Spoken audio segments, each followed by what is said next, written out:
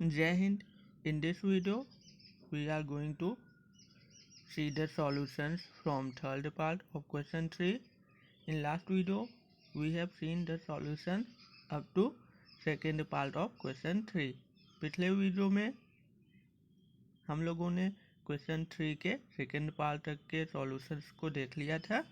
इस वीडियो में हम लोग क्वेश्चन 3 के थर्ड पार्ट के सॉल्यूशन से स्टार्ट करेंगे। हम लोग क्लास 6 की आर.एस. अग्रवाल की मैथ्स बुक के चैप्टर 8 के एक्सरसाइज 3 के क्वेश्चंस के सॉल्यूशंस को देख रहे हैं। क्वेश्चन 3 का थर्ड पार्ट का क्वेश्चन यहाँ पर दिया हुआ है। थर्ड पार्ट में 1, 2, 3 टर्म्स दिए हुए हैं। सॉल्यूशन में सबसे पहले हम लोग दिए हुए सभी टर्म्स को लिख लेते हैं। यहाँ पर जो टर्म्स दिए हुए हैं सबसे पहले हम लोग उनको लिख लेते हैं सॉल्यूशन में। उसके बाद सभी दिए हुए टर्म्स को हम लोग ब्रैकेट में पुट करेंगे। यहाँ पर सबसे पहले हम लोग पहले दिए हुए जो टर्म है उनको ब्रैकेट में पुट करेंगे, बीच में प्लस लगाएंगे। उसके बाद दूसरे जो टर्म है उनको हम लोग पुट करेंगे ब्रैकेट में, उसके बाद प्लस लगाएंगे। उसके बाद जो लास्ट टर्म है उसके सभी टर्म्स को हम लोग ब्रैकेट में पुट करके सेकेंड स्टेप को कंप्लीट करेंगे। थर्ड स्टेप में हम लोग ब्रैकेट को रिमूव करेंगे। अगर ब्रैकेट के बाहर केवल प्लस लगा हो तो ब्रैकेट को रिमूव करना बहुत आसान होता है। हम लोग केवल ब्रैकेट के अंदर जो टर्म्स जिस साइन के साथ रहते हैं, जिस निशान के साथ रहते हैं, उनको वैसे ही लिख लेते हैं। यहाँ पर सेकेंड ब्रैकेट के सभी टर्म्स को हम लोग उनके साइन के साथ लिख लेंगे। थर्ड ब्रैकेट के सभी टर्म्स को हम लोग उनके साइन के साथ लिख लेंगे। आप ब्रैकेट रिमूव करके सभी टर्म्स को लिख लेंगे। और जब ब्रैकेट के बाहर प्लस होता है तो कोई प्रॉब्लम नहीं होती है, लेकिन जब ब्रैकेट के बाहर माइनस होता है तो ब्रैकेट के अंदर के टर्म्स के साइन निशान बदल जाते हैं। लेकिन यहाँ पर ब्रैकेट के बाहर प्लस है इसलिए हम लोगों को कोई प्रॉब्लम नहीं हो रही है। हम लोग ब्रैकेट के अंदर जो जैसे लिखा हुआ है जिस निशान के साथ, उनको वैसे ही लिख देते हैं नेक्स्ट स्टेप में। उसके बाद नेक्स्ट स्टेप में हम लोग एक्स क्यूब के सभी टर्म्स को एक साथ सजा देंगे, मतलब लाइक टर्म्स को एक साथ लिखेंगे। तो 2x क्यूब हो गया, -5x क्यूब हो गया। यहाँ पर -x क्यूब है, -x क्यूब। एक्स क्यूब के सभी टर्म्स को हम लोगों ने एक साथ लिख लिया। उसके बाद हम लोग एक्स स्क्वायर के सभी टर्म्स को लिखेंगे। -3x square plus 2x square plus 2x square plus 5x square plus 5x square. उसके बाद x के सभी टर्म्स को हम लोग लिखेंगे 7x -4x -6x। उसके बाद सभी कांस्टेंट टर्म -8 +1 +3 सभी लाइक टर्म्स को हम लोगों ने एक साथ लिख लिया। उसके बाद सभी लाइक टर्म्स को अब हम लोग सॉल्व करेंगे। यहाँ पर दो टर्म्स को लेते हैं पहले। तो यहाँ पर +2 है, 2 के पहले कोई साइन नहीं है मतलब प्लस है, और -5 है। सभी के साथ यहाँ पर इन सभी टर्म्स के साथ एक्स क्यूब लगा हुआ है, तो आंसर में लास्ट में हम लोग एक्स क्यूब लगा देंगे। पहले हम लोग केवल नंबर्स को लेके सॉल्व करेंगे। तो पहले दो नंबर्स को लेके हम लोग सॉल्व कर रहे हैं। एक प्लस में है, एक माइनस में है। तो हम लोग बड़े में से छोटे को घटाएंगे। 5 में से 2 घटाएंगे तो 3 आएगा। बड़ा यहाँ पर 5 है, उसका निशान माइनस है इसलिए माइनस आएगा। तो -3 हम लोगों का आंसर आ गया अभी इन दोनों टर्म्स का। अभी यहाँ पर -x क्यूब बचा हुआ है। तो -3 -x क्यूब मतलब -1, क्योंकि एक्स क्यूब के पहले कोई नंबर नहीं है तो हम लोग 1 समझते हैं, 1 अंडरस्टूड होता है। तो हम लोग यहाँ पर -1 लिख लेंगे। यहाँ पर -3 है, यहाँ पर -1, दोनों एक जैसे निशान में है तो दोनों ऐड हो जाएंगे। तो 3 और 1 4, दोनों के साथ माइनस है तो आंसर में भी माइनस लगाएंगे। तो हम लोगों का आंसर -4 आ गया। तो इन सभी को सॉल्व करने पे -4 आया, और तीनों के साथ एक्स क्यूब है तो हम लोग आंसर में भी एक्स क्यूब लगाएंगे। तो हम लोगों का आंसर -4x क्यूब हो गया। उसके बाद हम लोग एक्स स्क्वायर के सभी टर्म्स को सॉल्व करेंगे। हम लोग पहले दो टर्म्स को लेके सॉल्व करते हैं। तो -3 है और +2, तो एक माइनस में है एक प्लस में है। तो हम लोग बड़े में से छोटे को घटाएंगे, 3 में से 2 को घटाएंगे तो 1 आएगा। बड़ा यहाँ पर 3 है, उसका निशान माइनस है तो -1, तो -1 आ गया। अभी हम लोगों के पास +5 है तो -1 +5, इनको सॉल्व करेंगे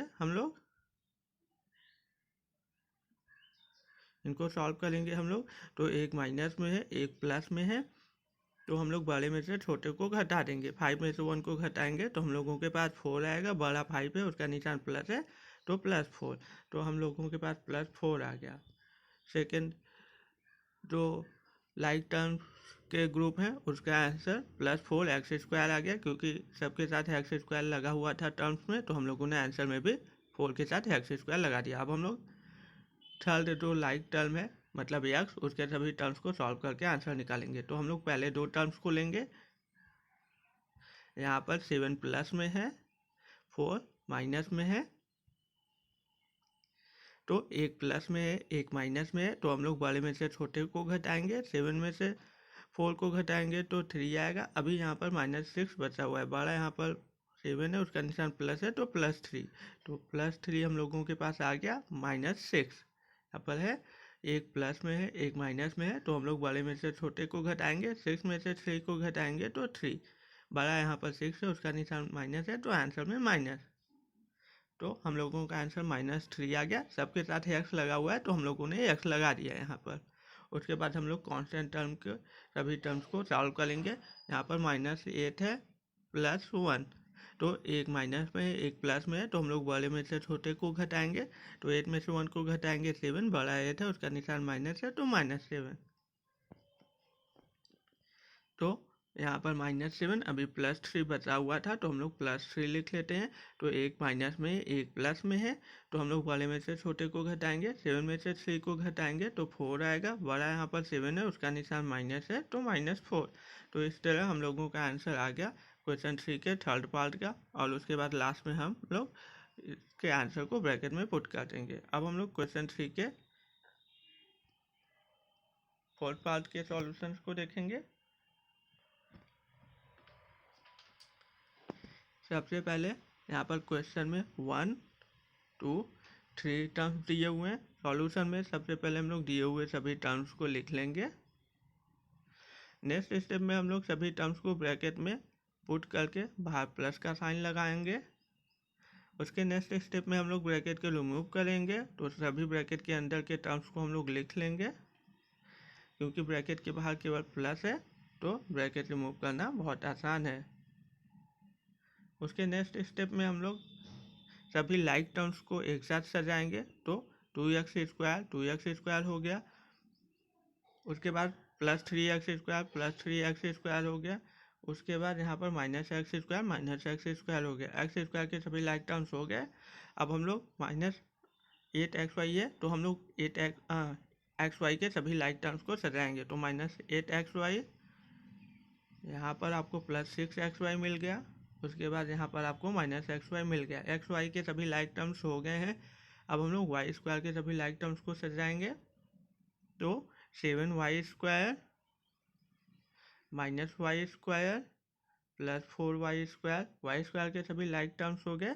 y² के बाद यहाँ पर y² के टर्म्स आ रहे हैं, तो अब हम लोग y² के टर्म्स को सजाएंगे। -8xy² +2xy²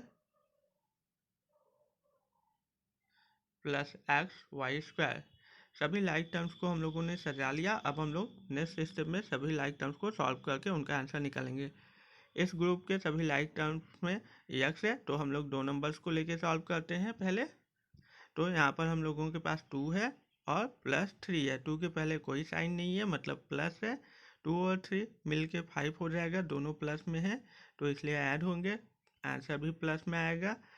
तो यहाँ पर 5 हो गया। अभी इन दोनों टर्म्स का आंसर आया हुआ है। अभी यहाँ पर -x² बचा हुआ है, तो यहाँ पर +5 और -x² मतलब -1। -x² के पहले कोई नंबर नहीं है, मतलब 1 है, तो इसलिए हम लोग नंबर में -1 लिखेंगे। तो +5 और -1, यहाँ पर एक प्लस में है, एक माइनस में है, तो हम लोग बड़े में से छोटे को घटा लेंगे। 5 में से 1 को घटाएंगे तो 4 आएगा। सभी टर्म्स के साथ एक्स स्क्वायर लगा हुआ है, तो हम लोग आंसर में एक्स स्क्वायर लिखेंगे। तो हम लोगों का आंसर यहाँ पर 4x स्क्वायर आ गया। बड़ा 5 है, उसका निशान प्लस है, तो प्लस 4x स्क्वायर। तो यहाँ पर हम लोगों का प्लस 4x स्क्वायर आ चुका है। 4x स्क्वायर आंसर में सबसे पहला टर्म है, इसलिए प्लस का साइन हम लोग नहीं लिखते हैं, प्लस का साइन अंडरस्टूड हो जाएगा। उसके बाद हम लोग एक्स वाई के सभी टर्म्स को सॉल्व करेंगे। तो यहाँ पर दो टर्म्स को लेते हैं पहले। तो -8 है और +6 है। एक माइनस में है, एक प्लस में है, तो हम लोग बड़े में से छोटे को घटाएंगे। 8 में से 6 को घटाएंगे तो 2 आएगा। बड़ा 8 है, उसका निशान माइनस है, तो -2। तो यहाँ पर -2 हम लोगों को मिल गया। अभी यहाँ पर -xy है, -xy मतलब उसके पहले 1 है, तो -1 हम लोग लिखेंगे। दोनों माइनस में है तो ऐड हो जाएंगे, 2 और 1 3 हो जाएगा। दोनों माइनस में है तो आंसर भी माइनस में, तो हम लोगों का आंसर आ गया। सेकेंड लाइक टर्म्स के ग्रुप का आंसर आ गया -3, और सभी के साथ xy था, तो हम लोगों ने xy लिख लिया।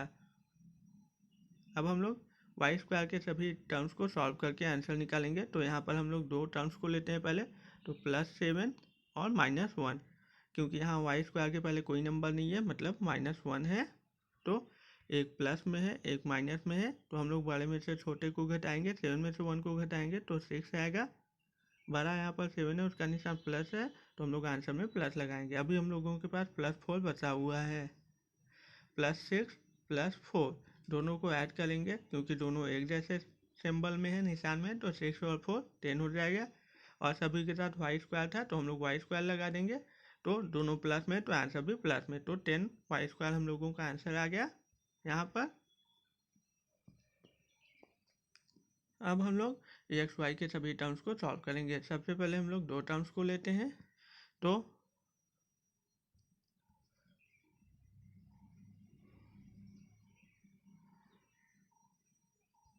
यहाँ पर एक माइनस में है, एक प्लस में है, तो -8 +2। तो एक माइनस में एक प्लस में है, तो हम लोग बड़े में से छोटे को घटाएंगे। 8 में से 2 को घटाएंगे तो हम लोगों को 6 मिलेगा। 8 में से 2 माइनस करेंगे तो 6 मिलेगा। बड़ा 8 है, उसका निशान माइनस है, तो -6। तो -6 आ गया हम लोगों के पास। यहाँ पर अभी एक्स वाई स्क्वायर बचा हुआ है, उसके पहले कोई नंबर नहीं है, मतलब 1 है और साइन प्लस है। तो एक माइनस में एक प्लस में है, तो हम लोग बड़े में से छोटे को घटाएंगे। 6 में से 1 को घटाएंगे तो 5 मिलेगा हम लोगों को। बड़ा यहाँ पर 6 है, उसका निशान माइनस है, तो हम लोगों का आंसर माइनस आएगा, -5। और सभी के साथ एक्स वाई स्क्वायर था, तो हम लोग एक्स वाई स्क्वायर लिख लेंगे। तो इस तरह हम लोगों का -5x² आ गया आंसर। तो यहाँ पर हम लोगों को आंसर मिल चुका है क्वेश्चन 3 के फोर्थ पार्ट का। लास्ट में हम लोग इन सभी टर्म्स को ब्रैकेट में पुट कर देंगे, हम लोगों का आंसर कंप्लीट हो जाएगा। अब हम लोग क्वेश्चन 3 के फिफ्थ पार्ट के सॉल्यूशन को देखने की कोशिश करेंगे। क्वेश्चन थर्ड के फिफ्थ पार्ट में 1 2 3 टर्म्स दिए हुए हैं। सॉल्यूशन में सबसे पहले हम लोग दिए हुए सभी टर्म्स को ब्रैकेट में पुट कर लेंगे और बीच में प्लस लगा देंगे।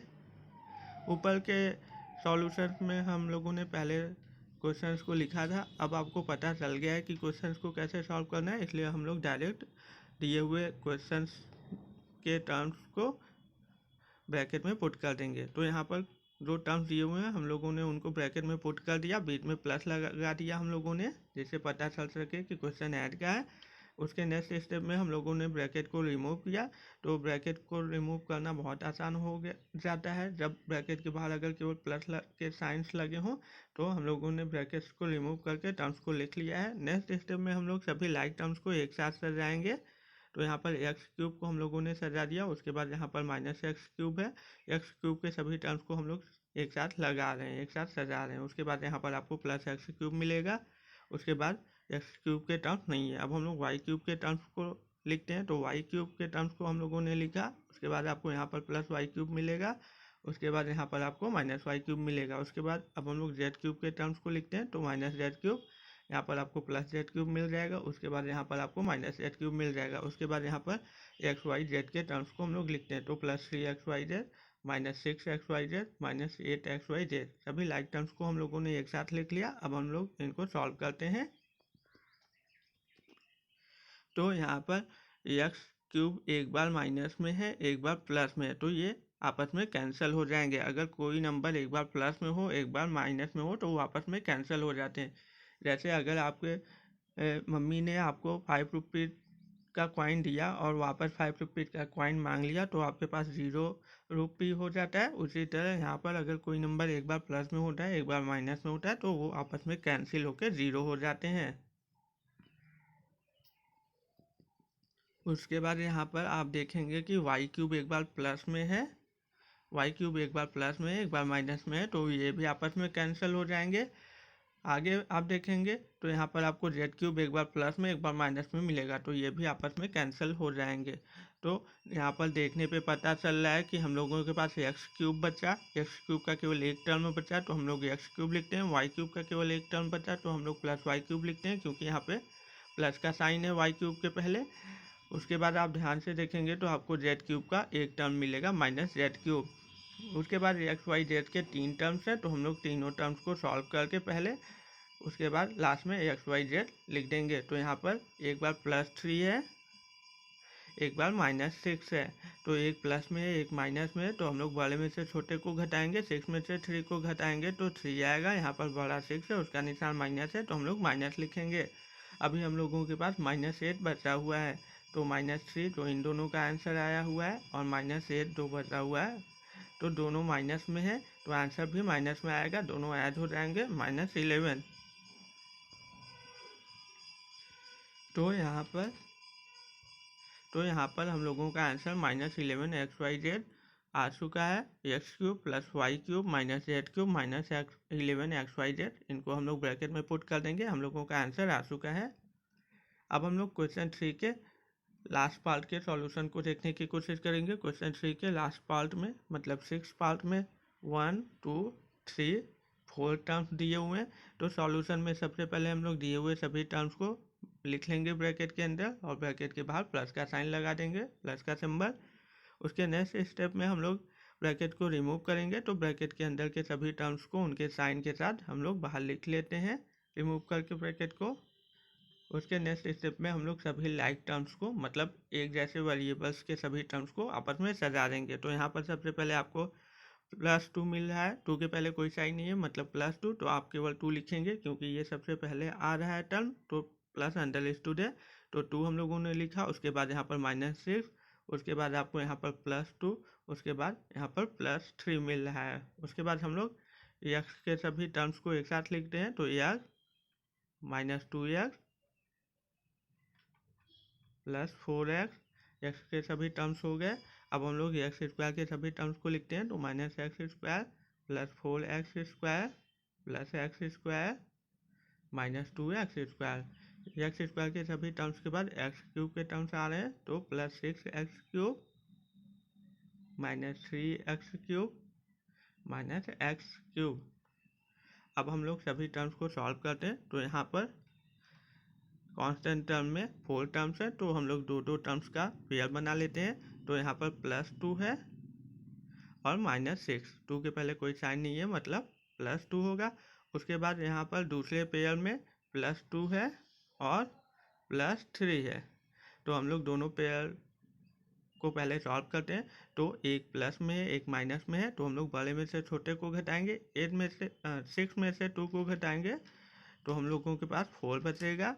बड़ा यहाँ पर 6 है उसका निशान माइनस है तो आंसर भी माइनस में आएगा। यहाँ पर दोनों नंबर्स प्लस में है तो आंसर भी प्लस में आएगा, दोनों ऐड हो जाएंगे +5। अब हम लोगों को यहाँ पर -4 +5 मिल गया है तो हम लोग -4 और +5 लिख लेते हैं। तो एक माइनस में एक प्लस में है तो हम लोग बड़े में से छोटे को घटाएंगे, 5 में से 4 को घटाएंगे तो 1 आएगा। यहाँ पर बड़ा 5 है उसका निशान प्लस है तो +1 तो हम लोग यहाँ पर +1 लिखेंगे। प्लस इसलिए नहीं दिखाया गया है क्योंकि 1 सबसे पहले आंसर में आया हुआ है, पहला टर्म है, उसके पहले अगर प्लस साइन होता है तो वो अंडरस्टूड होता है, इसलिए हम लोगों ने केवल 1 लिखा है। तो यहाँ पर कांस्टेंट टर्म को सॉल्व करने के बाद अब हम लोग एक्स के सभी टर्म्स को सॉल्व करेंगे। तो यहाँ पर 3 टर्म्स हैं तो हम लोग पहले 2 टर्म्स को लेके सॉल्व करेंगे। यहाँ पर 4 टर्म्स थे इसलिए हम लोगों ने दो टर्म्स का पेयर बना लिया था। यहाँ पर 3 टर्म्स हैं इसलिए हम लोग केवल पहले 2 टर्म्स को लेके सॉल्व कर रहे हैं। तो यहाँ पर पहले 2 टर्म्स को हम लोग लेंगे तो एक्स के पहले कोई नंबर नहीं है मतलब +1 है और यहाँ पर आपको -2 मिल जाएगा। तो एक प्लस में है एक माइनस में है, तो हम लोग बड़े में से छोटे को घटाएंगे, 2 में से 1 को घटाएंगे तो 1 आएगा। बड़ा यहाँ पर 2 है, उसका निशान माइनस है, तो हम लोग माइनस लगाएंगे आंसर में। तो हम लोगों के पास -1 आ गया। अभी +4 बचा हुआ है,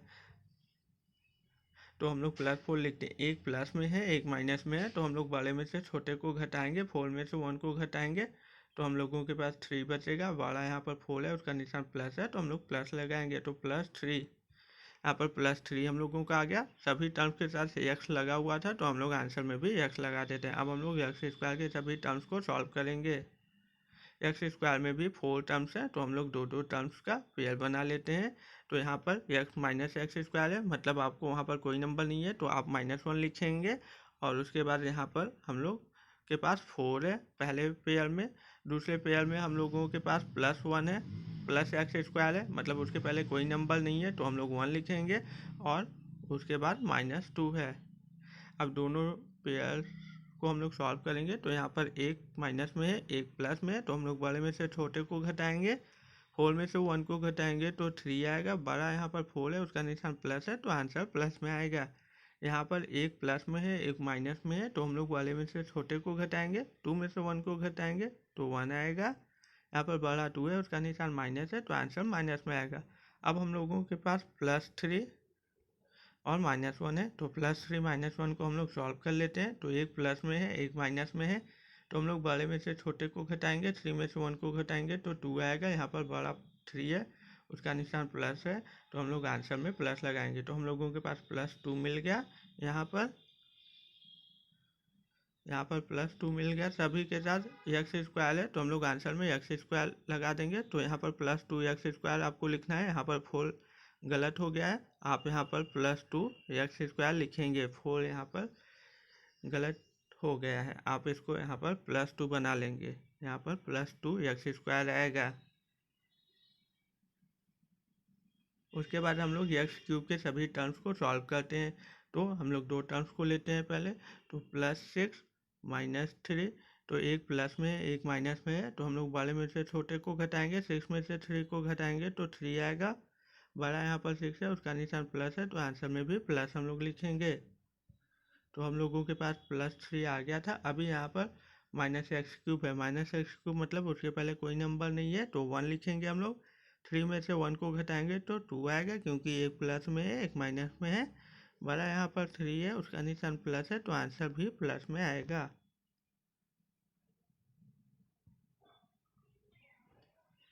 तो यहाँ पर हम लोगों का इन सभी को सॉल्व करने पर +2 आ गया था।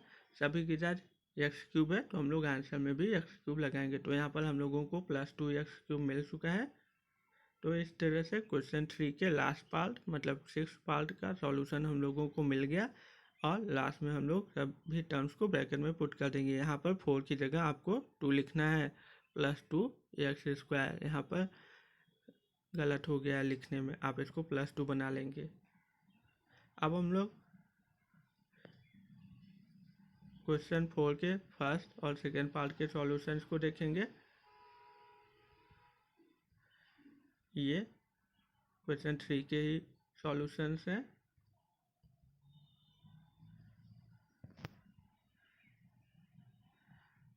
क्वेश्चन 4 के फर्स्ट पार्ट में क्वेश्चन था आपको माइनस करना है 5x फ्रॉम 2x। ये आपका क्वेश्चन है। तो सॉल्यूशन में सबसे पहले हम लोग दिए हुए क्वेश्चन को लिख लेते हैं। अगर सब्ट्रैक्शन बोल रहा है तो हम लोग फ्रॉम के बाद वाले नंबर को पहले लिखते हैं। तो हम लोग 2x लिखेंगे और उसके पहले जो स्टार्टिंग में टर्म दिया होता है फ्रॉम के पहले वाले टर्म को हम लोग उसको माइनस कर देते हैं फ्रॉम के बाद वाले टर्म से। तो यहाँ पर 2x में से 5x हम लोग माइनस कर देंगे। तो यहाँ पर दोनों एक जैसे टर्म्स हैं, मतलब दोनों के साथ x लगा हुआ है, तो हम लोग सॉल्व कर लेते हैं। तो एक के साथ +2 है, 2 के पहले कोई साइन नहीं है मतलब प्लस है, और 5 के पहले माइनस है, तो मतलब -5। एक प्लस में है एक माइनस में है, तो हम लोग बड़े में से छोटे को घटाएंगे, 5 में से 2 को घटाएंगे तो 3 आएगा। यहाँ पर बड़ा 5 है, उसका निशान माइनस है, तो हम लोग आंसर में माइनस लगाएंगे। और दोनों के साथ x है, तो आंसर में भी हम लोग x लगाएंगे। तो इस तरह से -3x हम लोगों का आंसर आ गया फर्स्ट टर्म का। फर्स्ट पार्ट का आंसर हम लोगों का आ गया क्वेश्चन 4 के फर्स्ट पार्ट का। अब हम लोग क्वेश्चन 4 के सेकेंड पार्ट के सॉल्यूशन को देखने की कोशिश करेंगे। क्वेश्चन 4 के सेकेंड पार्ट का क्वेश्चन आपको दिया हुआ है -x(y) फ्रॉम 6xy, मतलब आपको 6xy में से -xy को माइनस करना है। तो हम लोग सबसे पहले फ्रॉम के बाद वाले नंबर को लिखते हैं, उसके बाद एक माइनस लगाते हैं, उसके बाद जो फ्रॉम के पहले वाला टर्म होता है उसको लिखते हैं। तो फ्रॉम के पहले वाला टर्म -xy है, तो हम लोग -xy लिख लेंगे। यहाँ पर ये माइनस आपका सब्ट्रैक्ट के क्वेश्चन की वजह से आता है, क्योंकि क्वेश्चन 4 में सब्ट्रैक्ट करने को बोला गया है। तो फ्रॉम के बाद वाले टर्म को लिखने के बाद, जो कि यहाँ पर 6xy है, उसको हम लोगों ने लिखा, उसको लिखने के बाद सब्ट्रैक्ट की वजह से एक माइनस आ जाता है, जो कि यहाँ पर एक माइनस आ गया है। उसके बाद आपको दूसरे टर्म को लिखना होता है, जो कि फ्रॉम के पहले वाला टर्म होता है। तो फ्रॉम के पहले वाला टर्म यहाँ पर -xy है, ये माइनस आपका सब्ट्रैक्ट के क्वेश्चन की वजह से आया है, और अब आपको ये टर्म लिखना है। तो अगर आप ब्रैकेट नहीं लगाएंगे तो 2 माइनस एक साथ हो जाएंगे। दो साइंस एक साथ नहीं हो सकते हैं, उनको अलग करने के लिए हम लोग ब्रैकेट का यूज़ करते हैं। इसलिए यहाँ पर दो साइंस को अलग करने के लिए ब्रैकेट का यूज़ हुआ है, इसलिए हम लोग -xy को यहाँ पर ब्रैकेट में लिख रहे हैं। उसके बाद यहाँ पर 6xy, अब हम लोग नेक्स्ट स्टेप में ब्रैकेट को रिमूव करेंगे। तो हम लोगों ने 6xy लिख लिया। उसके बाद यहाँ पर हमने पीछे आपको बताया था कि अगर ब्रैकेट के पहले प्लस होता है तो हम लोग ब्रैकेट के अंदर के टर्म्स को जैसे साइन है वैसे ही लिख लेते हैं, लेकिन यहाँ पर ब्रैकेट के पहले माइनस है। तो अगर ब्रैकेट के पहले माइनस होता है तो ब्रैकेट हटाते समय हम लोग ब्रैकेट के अंदर जो टर्म्स लिखे होते हैं उनके निशान बदल देते हैं। तो यहाँ पर ब्रैकेट के पहले माइनस है, तो यहाँ पर हम लोग इसको जब ब्रैकेट से बाहर निकालेंगे तो xy यहाँ पर ब्रैकेट के अंदर माइनस में है, तो निकालते समय ये प्लस में हो जाएगा, क्योंकि इस माइनस में मल्टीप्लाई हो जाएगा। माइनस माइनस का मल्टीप्लाई जब आपस में हम लोग करते हैं तो वो प्लस हो जाता है। तो इसलिए यहाँ पर 2 माइनस की वजह से प्लस हो गया, तो 6xy प्लस xy हो गया। अगर ब्रैकेट के बाहर माइनस होता है तो ब्रैकेट के अंदर जो टर्म्स रहते हैं उनका निशान बदल जाता है, मतलब जो माइनस में होगा वो प्लस में हो जाएगा और जो प्लस में होगा वो माइनस में हो जाएगा। तो यहाँ पर ये माइनस में था इसलिए ये प्लस में हो गया। अगर इसमें आपको ऐसे दिया होता, सपोज आपको ऐसे लिखा होता यहाँ पर -2 + 6x² + 9x - 7x³, ऐसे आपको लिखा होता और ब्रैकेट के बाहर माइनस होता। तो इस माइनस की वजह से जब हम लोग ये सभी टर्म्स को ब्रैकेट के बाहर निकालते तो ये माइनस में है तो ये प्लस में हो जाता, ये प्लस में है तो ये माइनस में हो जाता आपका, ये प्लस में है तो ये भी माइनस में हो जाता, और यहाँ पर ये 7x³ माइनस में है तो ये 7x³ प्लस में हो जाता। मतलब अगर ब्रैकेट के बाहर माइनस है तो ब्रैकेट के अंदर के निशान बदल जाते हैं, मतलब जो प्लस में होता है वो माइनस में हो जाएगा और जो माइनस में है वो प्लस में हो जाएगा। तो यहाँ पर ब्रैकेट के बाहर माइनस है, इसलिए ब्रैकेट के अंदर जो प्लस में होगा वो माइनस होगा और जो माइनस में होगा वो प्लस में होगा। तो यहाँ पर ये माइनस में है तो ये यहाँ पर प्लस में हो गया। तो यहाँ पर अब हम लोग सॉल्व करते हैं, दोनों के साथ xy है तो हम लोग सॉल्व कर लेते हैं। तो एक के साथ +6 है, एक के साथ +1 है, xy के साथ कोई नंबर नहीं है मतलब +1, तो दोनों एक जैसे निशान में है। तो हम लोग सॉल्व कर लेते हैं, 6 और 1 को ऐड करेंगे 7 हो जाएगा, दोनों प्लस में है तो आंसर प्लस में आएगा। दोनों के साथ xy है तो हम लोग xy लगा देते हैं, तो +7xy हम लोगों का आंसर हो गया। प्लस हम लोग नहीं दिखाते क्योंकि प्लस अंडरस्टूड होता है। आगे के पार्ट के सॉल्यूशंस को हम लोग नेक्स्ट वीडियो में देखेंगे। If you like my video please like share subscribe my channel and my videos, support me. If you have any question, ask your question in the comment box. Thank you very much.